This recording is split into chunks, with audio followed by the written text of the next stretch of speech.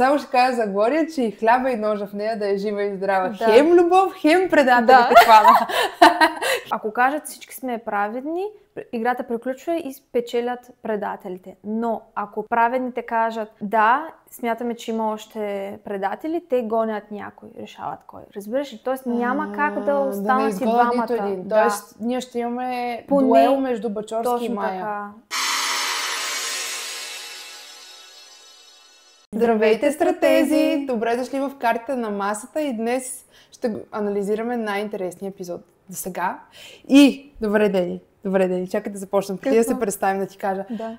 За всички в коментарите също така. Какво казах в миналия епизод? Че Глория няма да може да наклони везните и да навигира мнението на групата. Защо? Защото тя няма позиция в този социум. В техния мини социум тя е в най-ниската социална прослойка. И какво се случи? Разбра тя по една случайност какви са предателите и въпреки това не можа да убеди никого и нищо не може да направи с тази информация. Защото когато сте група, когато сте един социум, ти трябва да имаш някакво положение в този социум, за да може твоето мнение въобще да стигне до някакъв резултат. Защото тя имаше една Ева.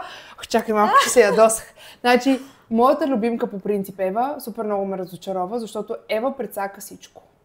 Ева абсолютно прецака всичко. Аз не знам, човек, тя с какъв акъл. Глория отива и казва. Сега, има тук няколко аспекта на ситуацията. Първо, Глория вече никой не я приема на сериозно, най-вече защото тя много пъти хвърляше различни теории във въздуха. Виждат я като леко вятърничева, нейното мнение някак си няма тежест, защото постоянно се сменя, няма такова сериозно излъчване, може би, и я взимат за 6 без 10. За 6 без 10. Нека да си го кажем, взимат я за кукуруко. Това е първото нещо. Отива казва на Ева, Ева отива да каже на кой? На Владо. Да. Значи това беше най-голямата грешка. И оттам Владо й каза не, откъде на къде ще е Майя, защото Майя е в тяхната групичка, те са да cool kids в тая група. И какво се получи накрая? Въпреки, че се знае кои са предателите, Глория сама не може да направи нищо тази информация. Абсолютно. Защото всички играят с групата на Бачорски. И това просто толкова много ме фрустрира. Ева супер много ме издразни, че отиде и почна да плямпа наляво надясно и под това имам предвид да кажа на Владо. И хем е толкова близо Глория, хем... Да. По принцип, по-умното действие от Ева би било, окей, ако отиде да каже на Владо, дори Владо да я опонира и да каже не съм съгласен с теб, да се върне при Глория и да започнат отново да мислят начини, нова стратегия да разпространят тази идея сред други хора и да ги убедят да гласуват срещу Майя. А тя спря до там, че за нея Владо има по-голям авторитет и заради това повярва на Владо и какво каза на синхрон, Владо е чудесен стратег, той е много умен, на него вярвам. Стига глупости. Аз мисля, че тя това абсолютно го излъга. За това нещо. Да, защото тя иска да е прикачена към по-силната група, за да може като някакъв троянски кон да влезе там и да ги разобличи. Но същевременно пък си мисля, не може да бъде това, защото тя, ако имаше акъл за 5 стотинки, ще разбере, че Глория правилно и казва кои са предателите и да играе с Глория и да мисли как да играе с Глория. Пък аз не мога да разбера то Владо, какъв е то авторитет, какво е това чудо. Имаме разследващ журналист за Бога, който се води по волейболиста. Ами да, между другото. Малко някакси несериозно. Той самия Владо няколко пъти е казал, че той не е човек-стратег. Владо много добре обаче я изманипулира с това изречение, че видя ли, че Глория не те спаси. Не гласува за Оля на кръглата маса, за да те спаси. И оттам, всъщност за мен това беше разковничето. Точно, което... Това беше причината тя да скочи в отбор Владо, а не да се върне в отбора на Глория. Да. Обаче това вече е лично отношение. И в тази игра няма място за лични отношения. Тоест, ако това нещо е повлияло на Ева да реши да не играе с Глория, защото, видиш ли, Глория се обърнала срещу нея на кръглата маса е глупаво, защото това няма общо с играта. Тяхната обща цел като праведни е да се фокусират върху това да разобличат предателите. И виж какво стана накрая на кръглата маса. Фактически те всички знаеха, че гласуват за праведен. Всички знаеха, че гласуват за праведен. Глория гласува за Анна Мария, въпреки че знаеш, че не е тя. Ева гласува за Анна Мария, колкото да бъде от отбора на Владо. Владо също Не, беше много глупаво. Ами първо, че цяла игра, цял сезон Владо играе по този тертип, демек. Ако си ми приятел, ще те пазя, няма значение дали си предател и ще се пазим, нали? И той се опитва тази идея да я прехвърли на Ева. Щом Глория не те спаси, значи доста е вероятно тя да те предаде и да е предател. Всъщност той това намекна. И не знам, Владо като цяло има голямо влияние на целия каст. Много се ядосах човек. И искам да ти кажа, че колкото и Вятърничева и Тралала да е Глория, тя е първата, която спомена името на Бачорски в тази игра. Така че Вятърничева или не, тя е единствената, която фактически има правилната насока в момента. Анна Мария си мислеше, че са Владо и Ева. Коджа Башев също си мисли, че са Владо и Ева. Не. Анна Мария си мисли, че са Владо, Ева и Дани Петканов. Да. Защото те фактически не знаят точно колко са. Да. Обаче как са сигурни, че са двама, а не един? Е това, защото постоянно повтарят двама са. Не, те даже да ти кажам, че Анна Мария си мисли, че са трима. Владо, Ева и Дани Петканов. Как знаят, че са поне двама? Разбираш, а не, че не е останал един, защото в крайна сметка те изгониха двама, Нева и Жоро. Може последния да не е викнал. Те са толкова убедени. Иначе Глория, според мен, за да убеди някой, че трябва да гласува срещу Мая, тя просто трябваше много добре да си подготви тезата. Тоест, да има доводи, доказателства. Защото когато Ева каже, нали, ма ние нямаме доказателства, Глория казва, не, аз имам доказателства. Ева казва, какви? И тя не ги казва. Тя просто продължава, братле, сигурна съм. Тя беше много въодушевена и развълнувана, защото толкова влизащи там във филма. Другата грешка от страна на Глория, но тя няма как да знае, отива и казва на Венци. Искам да ти кажа, че мисля, че в подкаста на Йордан или на Тино, един от двамата, в интервюта им при колегите в Надкаст, казаха, че Венци не може да си държи езика зад зъбите. В смисъл, той е човек, който просто така такъв е. Не може да пролича. Не може да пази тайна, да говори. Тя отива и казва на Венци, кучето на Бачорски. Протежето на Бачорски, едно от протежетата, нали? Защото другото протеже Владо. Да. Още след като той не защити или по-скоро предаде Тино, ми стана ясно, че сега Глория, след като му каже, не казва и на никой, че той ще каже. Просто беше ясно. И аз не разбирам защо Глория толкова има доверие на Венци, че няма да каже никой. И после отива при Ева и казва, Венци няма да каже никой, не се пресняй, той е 100% наш човек.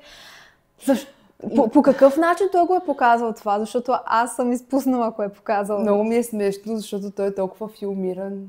И нали на синхрона вика, Глория идва и ми казва, Венцара, трябва да гласуваме за Бачорски. Просто хора на изкуството, да я знам, но да.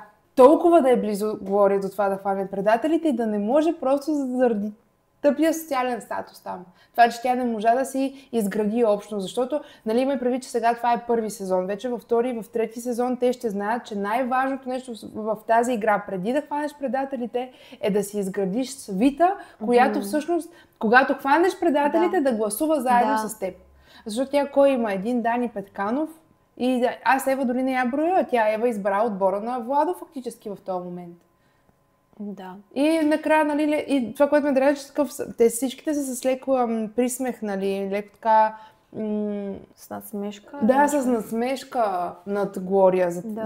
Това е. Че всичко подхожда с насмешка над нея, защото е така по-емоционална. Виждат я като Мирела. Само, че Мирела в действителност е един свободен електрон, който Мирела не играе. В смисъл, Мирела просто съществува на този късен етап в играта, заради това, че всички са убедени, че тя не е праведна и лесно се манипулира и навигира. Затова тя съществува още в тази игра.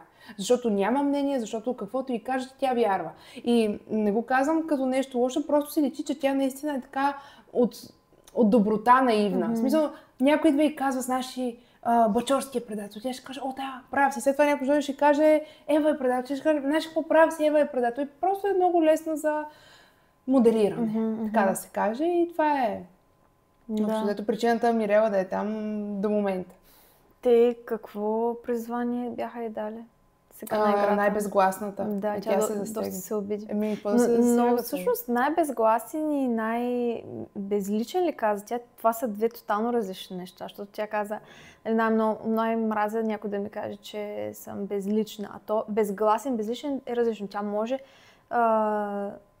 да си има личност, която се отличава, но просто да не си казваш толкова мнението. Въпреки, че не съм съгласна за това, защото за мен най-безгласен е Венци. Венци. Ние какво виждаме? Венци е един слушател и едно протеже на Бачорски. Сори, not sorry. Да, но и той понякога пуска някакви...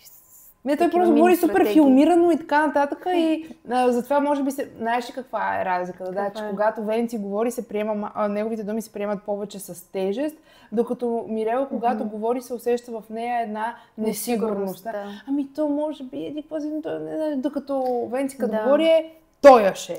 Много е важно, когато казваш едно нещо, с какъв тон го казваш и как го казваш, т.е. дали бавно, дали бързо, като Глория, някаква такава хаос, не знае хаотична, не знаеш какво се случва. Тогава някакси не придаваш, как се казва...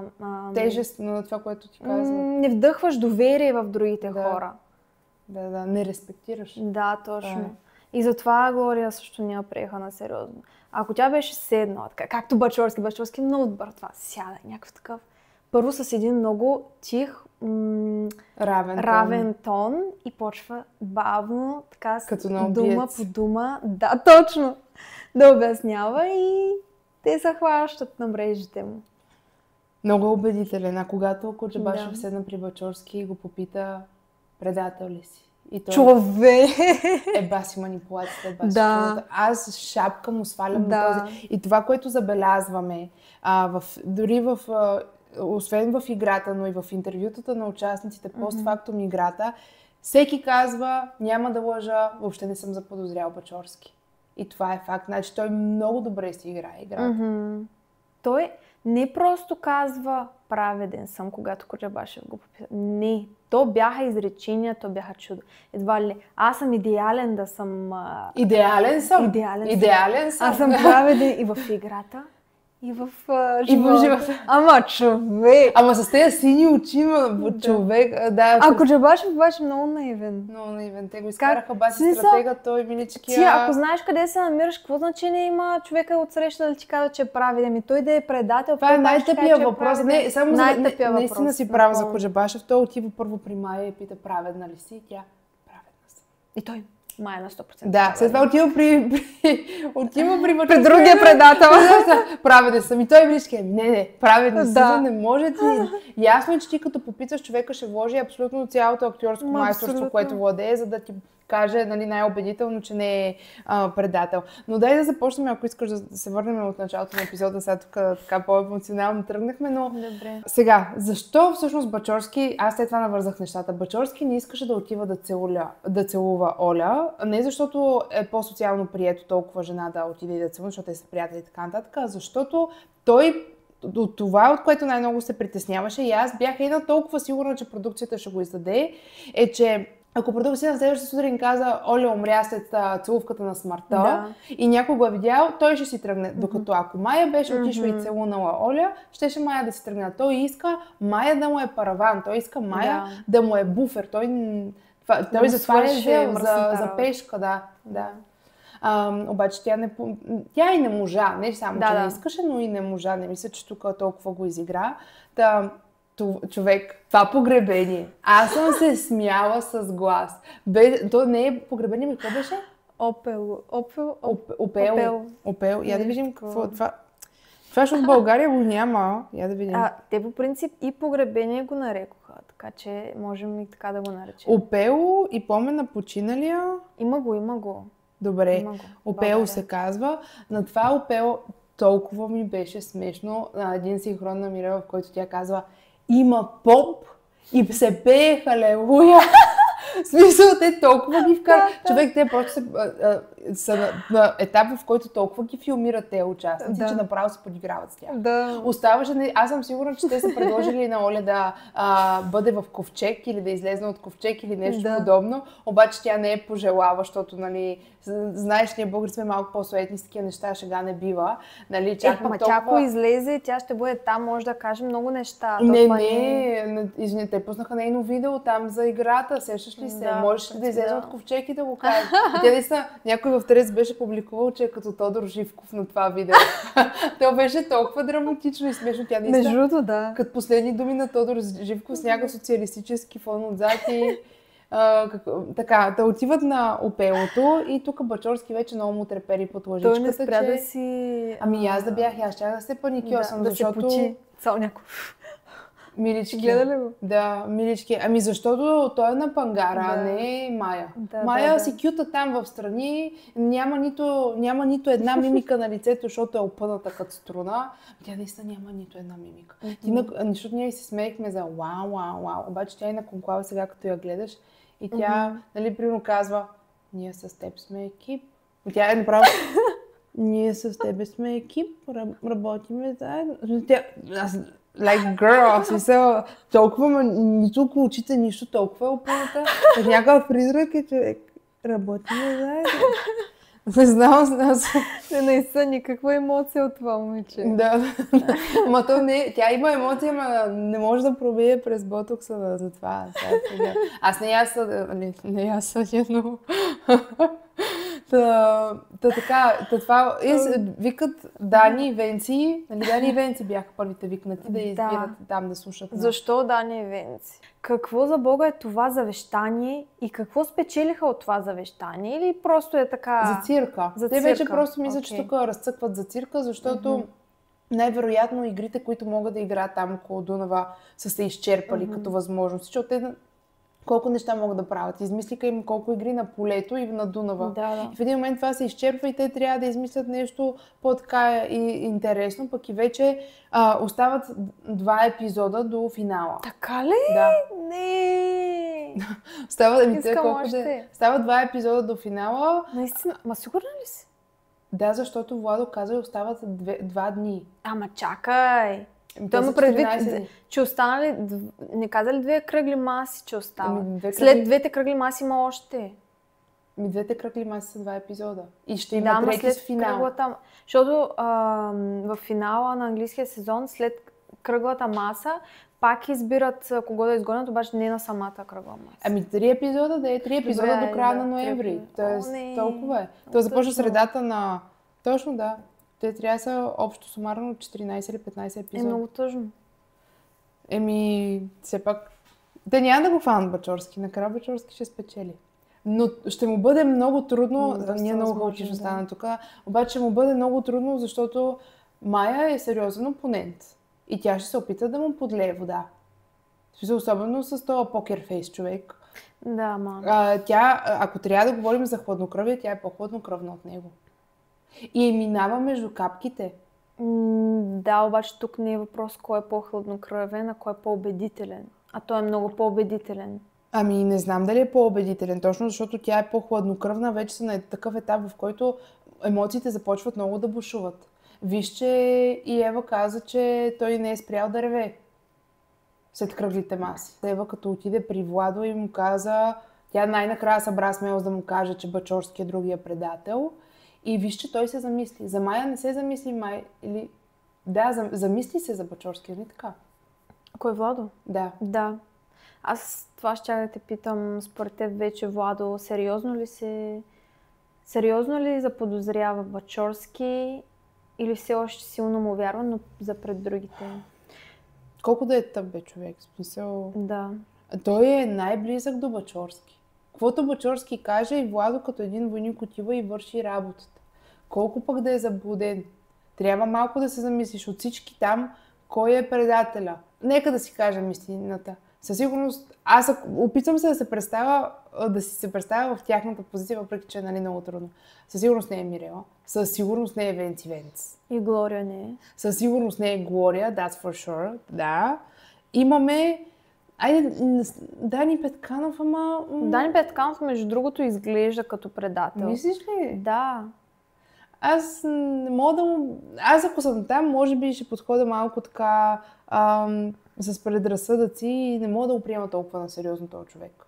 Че си кажа, Да, това ще е обаче предател. той е много по-различен от нормалната му персона навън. Ето за това изглежда като предател. Той не говори много, когато говори казва 2 думи и е някакъв такъв по-потаен ми изглежда. И затова разбирам защо го подозират. Не знам, на мен така ми изглежда. Той е влюбен, той затова мълчи. Не знам, обаче чули Глория за секунда и него го заподозря. Дали Венци или той са предатели. То другите, като не ти вярват, ти започваш да се съмняваш в себе си. Да. И тя, мисля, че това е при нея, че тя ще загърби теорията си за Бачорски и Мая и ще започне да вече на този етап, те всичките на този етап вече започват малко да психиасват. След изолацията и целият този филм, знаете, бяха на погребение за Бога. На човек, който дори не е умрял, стига с поп и всичко. Да. И трябваше даже да казват... Само дето жито не ядоха. Сега накрая Ева даде 70%. И спечели щит. И на конклава видяхме как Бачорски каза, че най-вероятно човека с щит е Глория, защото само тя би била толкова глупава едва ли не, за да каже 70%. Че тя би била толкова безразсъдна, не е глупава, да даде 70%, само че е другата. Аз наистина съм разочарована от Ева, защото тя е за Бога разследващ журналист. Това е разследване. Аз очаквах толкова много от нея. Тази игра доста зле се представя. Много зле се представя. Аз наистина очаквах много от нея. Айде да остави актьорите на това на двама. Тя е разследващ журналист за Бога. Да. И някой идва и ти казва директно кои са предателите и ти отиваш да кажеш на най-добрия приятел на предателя. Замисли се малко, може би най-добрият му приятел не иска да го предава, защото за какво играе всъщност най-много Владо? За чест. Той е там, за да е истински мъж на честа. Какво е това? Миелната свърши. Той е там, за да е истински мъж на честа. Тоест дори за мен дори Владо да разбере, че Бачорски или да заподозре Бачорски, че е предател, той няма да го направи, защото той не иска да предава най-добрия си приятел в предаването, защото е човек с главно Ч, мъж с главно М. И ти да отидеш да кажеш най-добрия приятел на предателя, а твоя най-добър приятел е предател, е тъпо. Защото ти си разследваш журналист, тя трябва... Айде, ако Глория, нали... между другото, тук само искам да кажа, че аз бях коментирала, че от надпис моя грешка не е актриса. Тя не е актриса. Да. Тя учила мода, май. Да, тя е модел и диджей, да. И диджей ли? Да. Даже май главно диджей. Много. Защото гледам, имаше някакви клипчета, че диджейства напред-назад по събития. Така да, но основно е позната като модел, да. Не е актриса. Защото аз първо мислех, че актриса и очаквах малко повече така игра от нея, но... Чакай, че аз вече имам страх, че да сме форматирали картата на фотоапарата. Да, защото ни се наложи веднъж да снимаме отново подкаст. А може ли някой път да докараш Борис? Може. Айде, че ми липсва. Да участва в нашия... Ще му сложим столче по средата. Ще му даваме бисквитки. Това исках да кажа, че от Глория била Вятърничева, била емоционална. Глория е модел. Мирела, нали, не знае къде се намира. Мирела е модел, wannabe актриса. Обаче Ева е разследващ журналист. Защото Антон беше жълт журналист. Тя е разследващ журналист. Не може толкова слабо представя. Значи не стига, че отиде при Владо. На всичко отгоре той я убеди противното. Тя трябва да има много повече критична мисъл от... нали, сега, тя, пак казвам, човек, журналист. Какво ни учат в университета? На смисъл, поне в моят университет, защото аз също съм завършила журналистика, основно ни учат на критично мислене. Тя трябва да е критик. Не може някой срещу тебе спортист да ти каже... Не, че подценявам Владо, просто той сам казва, че той не се определя за стратег и така нататък, за проницател и прочие. Той се определя за мъж на честа. Да. В смисъл, това е целият му профил. Обаче той колко изтормозен изглежда. Ти виждаш ли го човека?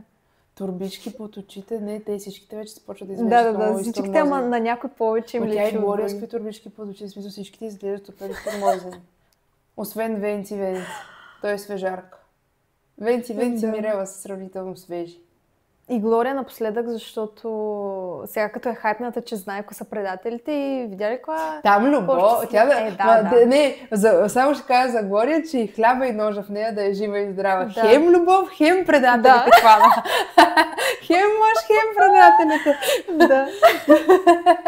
Опасно е, да. Печелившата от... Много ме забавлява, между другото. Смисъл, Да. аз я харесвам. И след това всички се насочват към Ана Мария. Кой каза Ана Мария първи? Ако не се лъжа, Владо. Кой беше човек, който каза Ана Мария за Бога? Не, виж, аз разбирам защо те я подозират. Първо, това, което ме издразни, основният проблем е, че те всички знаеха, че не е Ана Мария предател. Mm-hmm. Ако в действителност я подозираха, ако я бяха отстранили на по-ранен етап по този претекст, щях да го разбера, защото тя наистина е много покерфейс. Да. Обаче вече на този етап всеки, който гласуваше за нея, знаеше, че тя е правилна и това е и причината, тя като каза, че е правилна, никой да не възкликна по никакъв начин. Те бяха супер равни. Те бяха, знаехме, ама така каза шефа. Малко това беше положението. Mm-hmm. И мен това ме издразни, защото те като правени трябва да играят срещу предателите, а не с предателите. А тяхната логика каква беше? Че е по-добре сега праведен, за да може да стане по-лесно да изгонят, да намерят предател. Логиката на Владо. Това беше логиката на Владо. Да. Че сега не трябва да гонят предатели, да изчакат, за да може първо да разкарат антуража и накрая да било по-лесно да хванат предателите. Глупости на търкалета. Да. Той може утре да умре. Той Бачорски знаеш как ще му резне главата. В момента, в който заподозре Владо, че му кори шапка, ще му кръцне главата. Абсолютно. Нали, Майя предложи на последния конклав вече да гонят някои от техните хора. Ами да, обаче аз пък тук съм съгласна, защото те нали, в момента се чудат да изгонят или Ева. Не, те се чудат между Мирела, Ева, Глория. Това е. Най-вероятно ще изгонят Мирела, просто защото те си казаха, всъщност Майя каза доводът какъв е, че не могат да използват за буфер, защото никой не я заподозира за предател. Тоест никой не може да каже, нека да гласуваме за Мирела, защото тя е предател, всички знаят, че тя не е предател. Първо ще отрежат главата на Мирела, след това на Ева, след това на Глория и накрая, понеже той Венци заблуден, Владо заблуден, Коджа Башев заблуден и ето ги предателите пируват. Аз от сега просто виждам как ще приключи цялото нещо. Няма да хванат Бачорски и Майя. Хората, които са останали, не са толкова смели и проницателни. Аз мисля, че Майя ще я изгонят.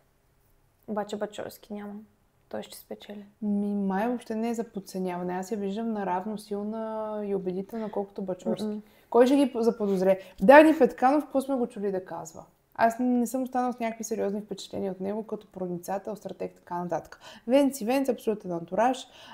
Владо, пешката на Бачорски. И едните оставащи по-активни за мен са Глория и Ева. Коджа Башев също тотално заблуден, отива да пита предател, нали, защото той в момента Коджа Башев е по-убеден от всякога, че Майя и Бачорски са праведни. Така че той ще остане до края със сигурност. Да. И остават Ева и Глория, които те ще разкарат. Накрая може би Дани Петканов ще разкарат и съответно... Владо, окей, ако Владо вярва на Бачорски, окей, обаче той не вярва на Майя, така че или трябва него да разкарат, или той накрая ще каже, че вярва, има още някой предател и ще изгони Майя. Играта Много е лесно да изгонят Владо, защото Владо в момента се е държал, защото Бачорски го пази. В момента, в който Владо се опита да играе срещу тях, Бачорски ще каже на всички, време да атакуваме Владо, от самото начало всички знаем, че той е предател и му е кръснал главата. Аз в момента точно така го виждам, че те са в царството на Бачорски. Има си там дясната му ръка Майя в момента, подполковник или каквото там да я наречеме. И всички останали са в неговото царство. И каквото той каже, това се случва. И имаме активистките, нали, Ева и Глория.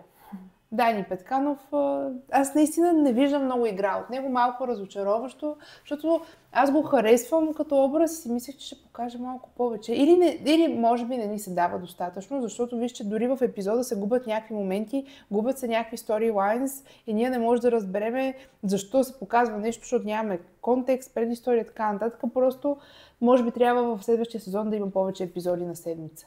Примерно да има 3 епизода на седмица и чак последния епизод в седмицата да е кръгла маса. За да може да видим всеки какво казва, как разсъждава, какви са групичките и така нататък. Защото те за час и половина не могат да ни покажат толкова. Ние половината хора да сме ги чули една дума да обелят. Чакай, че сега се замислех. Със сигурност ще изгонят Мая, човек. Защото те знаят, че има поне един предател. И когато останат колкото са може по-малко хора, примерно изгонят Владо и Владо каже праведен съм, а те са си мислят, че Владо е предател. И накрая, да кажем, остават 4 души, от които Мая, Бачорски, примерно Коджабашев и не знам, Ева. И реално Коджабашев и Ева трябва да решат има ли все още предател в тази игра или смятат, че всички са праведни. Така приключва играта. Ако кажат всички сме праведни, играта приключва и спечелят предателите. Но ако праведните кажат да, смятаме, че има още предатели, те гонят някой, решават кой. Разбираш ли? Тоест няма как да останат и двамата. Тоест ние ще имаме дуел между Бачорски и Мая. Така. Поне това е моята прогноза. Аз не знаех, че могат накрая да останат само праведни. Аз мислех, че като се разкрият всички предатели, свършва. Не. Ако изгонят Бачорски и Мая, остават само праведни и тези праведни, те не знаят, че са праведни. Mm-hmm. Остават, примерно, както казах, 4 праведни и те трябва да... Всеки гласува дали има дали има предател останал в тази група или не. Ако всички гласуват единодушно не, играта приключва и всички си разделят парите по-равно. Ако само един гласува, че има останал предател, всички гласуват отново да изгонят един предател. И така, докато всички са единодушни, че няма предател в това. Значи сигурно Мая ще си замине, въпреки че е спорна битка, защото ние го виждаме, нали, че Бачорски е стожерът, обаче Мая е опасна. Тя е по-тиха, по-смирена, равна, минава между капките много повече, докато той има повече персоналити. Имам чувство, че някакси може би хората там няма да дадат толкова кредит на Мая, че тя става за предател. Докато Бачорски може да му дадеш този кредит, че е подходящ, има качествата. Може би Мая е леко подценявана и затова това й помага. В смисъл, тя е подценявана до толкова, че да й помага в играта. Никой да не я заподозре. Ами да, обаче те виждат някаква, нали, такава готина направена мацка с екстра ботокс по себе си и си казват, стая ли бе? Това е откровеното ми. Добре, нека да си представим финалния епизод. Кои остават? Хипотетично остават Мая, Бачорски и кои... Владо. Мислиш ли, че Владо до края ще остане, така ли? Да. Владо, Венци и Коджабашев. Коджабашев със сигурност, да. Венци вярва на Бачорски, Владо вярва на Бачорски. Значи ще изгонят Мая. Да, защото те момчетата ще се обединят срещу Мая. Да. И Бачорски ще спечели. И пак тя Бая ще изкара, ако това се случи. Пак Бая ще стигне в играта, защото тя сега стана някакъв характер. Тя от самото начало на играта нищо не сме видяли от нея, пак ние не сме видяли от много хора нищо. Така е, но в крайна сметка няма значение колко изкараш, ами кой печели накрая. Самия я за разкритието на Глорията. Ще да бъде толкова яко човек, ако... Аз си викам, сега ще стане толкова яка игра. Ако Глория ги убеди всичките и убият и двамата предатели. Ще стане толкова яко. В смисъл, краят, който никой не е очаквал. Виж, проблема е, че всички там не спряха да казват, режа си главата този, давам си бизнеса този. Разбираш, те са толкова сигурни всички. Накрая, когато не се окажат прави, вече никой не вярва на никой. И това, че сега Глория е толкова на 1000% убеден, че това са предателите. Няма тежест. Точно така. Няма тежест, защото всеки си плямпа каквото си иска. Ана Мария 1000 пъти каза, че е на 10000% сигурен, че е Владо. Ана Мария беше много далече от истината също, да. Интересно ми е какво ще каже Ана Мария в интервютата си, защото наистина беше много далече. Всички са много далече от истината и ми е интересно какво е било там за Бога, защото ние като го гледаме и знаем от самото начало, че Бачорски е предател, ние не можем да... Какво е това нещо, което толкова ги е убедило, че Бачорски е праведен? Как ги омайва тези хора? Магии ли прави, какво прави? Не знам, човек. Да. Със сигурност, каквото и да се случи накрая, Бачорски ще обере лаврите и всички му свалят шапка за играта. Включително участниците. Ставини и на зрителите, самите участници наистина го адмирират за начина, по който той успя да играе. Обаче втори сезон ще бъде според мен много различен. Надявам се да е малко по-силен. Защото сега ще се съмняват в абсолютно всички, дори най-близките. А кой прави? Кой монтира? Човек, монтажистите, тук нямаш толкова звукови ефекти, между другото, да. Но този епизод ми хареса, защото нямаш толкова Не, аз хем съм монтажист, хем не ми прави въобще впечатление човек. Не, много звукови ефекти имаш. Но сега в този последния епизод нямаш такива звукови ефекти. Монтажът с погребението беше брутален, човек. Да. С попа, халелуя, първо, че ми това България не се пее, нали, но както и да е, беше много забавно. Само, знаеш, когато трябваше Владо да дойде с поднос с жито. Ма може би не са искали да... Владо няма да го направи това нещо, човек. Точно Владо няма. Няма да... Не бе да дойде да им раздаде жито, всеки да си Да, обаче при положение, че това не е истинско погребение, Владо специално няма да го направи. Защо? Защото той е много морален. Ти по-откъде знаеш, че морален? Такъв ми изглежда. На мен ми изглежда като страшна лисица. Може би заради ролята ми там, ама въобще ми изглежда като божа кравичка. Да, не мисля, че е някакъв тежък моралист. Който не знае цял сезон къде се намира. Чакай, аз говоря за...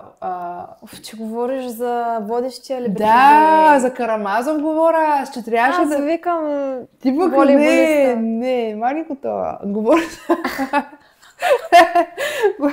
Да, бе, говоря за Карамазов да влезе да, с жито, да им раздаде жито, но сигурно не са искали да преминат някаква граница, хората да си кажат как се подиграват. Те преминаха доста граници. Де с тази снимка на Оля там. На умряло. Човек, колко съм се смяла, наистина много се забавлява. Аз най-много се смях на Глория, когато каза странния певец на този попа.